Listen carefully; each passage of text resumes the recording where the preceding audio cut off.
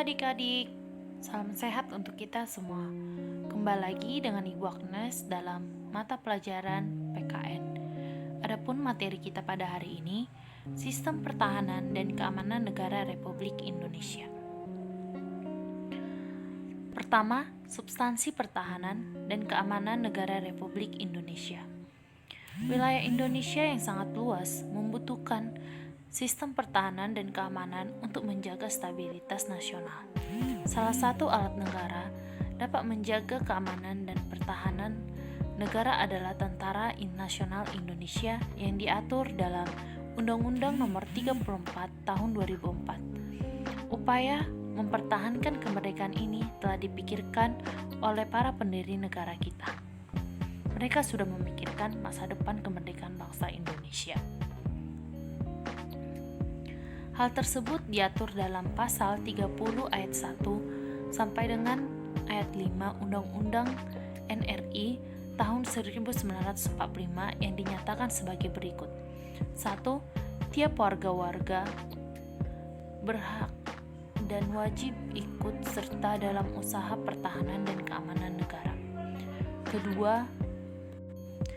Kedua, usaha pertahanan dan keamanan negara dilaksanakan melalui sistem pertahanan dan keamanan rakyat semesta oleh TNI dan Kepolisian Negara RI sebagai kekuatan utama dan rakyat sebagai kekuatan pendukung. 3. Tentara Nasional Indonesia terdiri dari atas Angkatan Darat, Angkatan Laut, dan Angkatan Udara sebagai alat negara bertugas mempertahankan, melindungi, dan memelihara keutuhan dan kedaulatan negara. 4. Kepolisian NRI sebagai alat negara yang menjaga keamanan dan ketertiban masyarakat, bertugas melindungi, mengayomi, melayani masyarakat, dan menegakkan hukum. Kelima, susunan dan kedudukan TNI, Kepolisian Negara RI, hubungan kewenangan TNI dan Kepolisian Negara RI di dalam menjalankan tugas, syarat-syaratnya keikutsertaan warga negara dalam usaha pertahanan dan keamanan diatur dengan undang-undang. Ketentuan di atas menegaskan bahwa usaha pertahanan dan keamanan negara Indonesia merupakan tanggung jawab seluruh warga Indonesia. Dengan kata lain, pertahanan dan keamanan negara tidak hanya menjadi tanggung jawab TNI dan Polri saja, tetapi masyarakat sipil juga sangat bertanggung jawab terhadap pertahanan dan keamanan negara.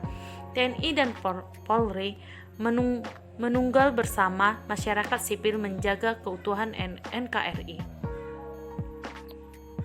Sistem pertahanan dan keamanan yang bersifat semesta merupakan pilihan yang paling tepat bagi pertahanan Indonesia yang diselenggarakan dengan keyakinan pada kekuatan sendiri serta berdasarkan atas hak dan kewajiban warga negara dalam usaha pertahanan negara.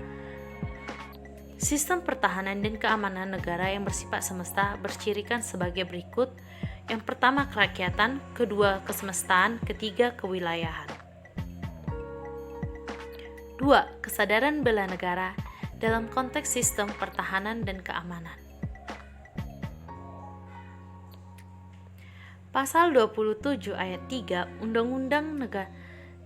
Undang-Undang Dasar Negara Republik Indonesia 1945 menyatakan bahwa setiap warga negara berhak dan wajib ikut serta dalam upaya pembelaan negara.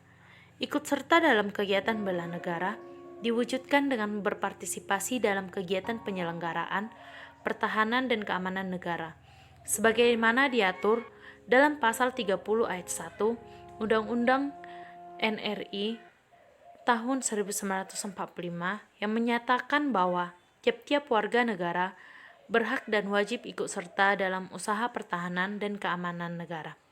Kedua ketentuan tersebut menegaskan bahwa setiap warga negara harus memiliki kesadaran bela negara. Para pahlawan bangsa rela berkorban dan bertumpah darah ketika berperang melawan penjajah demi mempertahankan wilayah NKRI.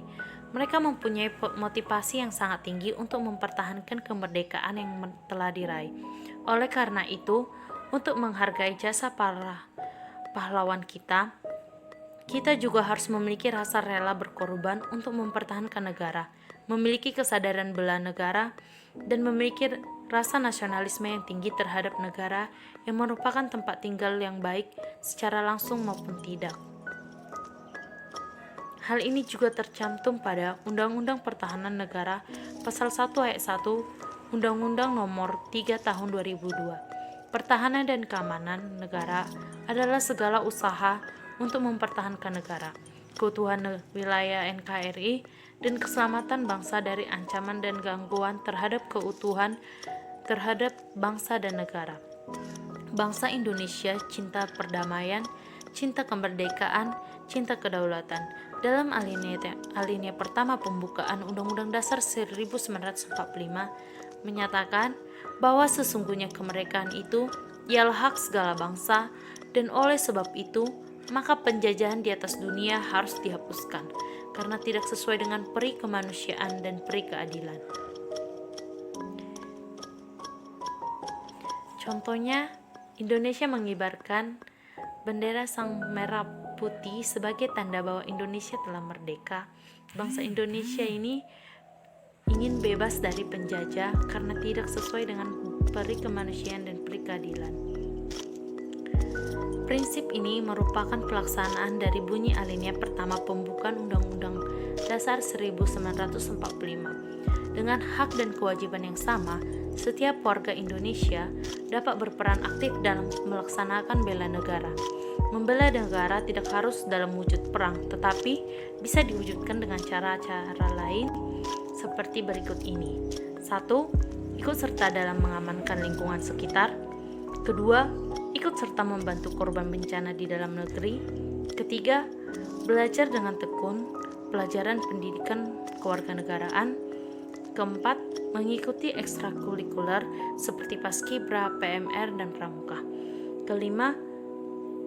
Pelatihan dasar kemiliteran secara wajib. 6. Pengabdian sebagai anggota TNI. 7. Pengabdian sesuai dengan profesi keahlian. Sekian pemateri kita pada hari ini. Semoga bermanfaat bagi kita semua. Tetap jaga kesehatan. Sampai jumpa di materi berikutnya. Salam sehat.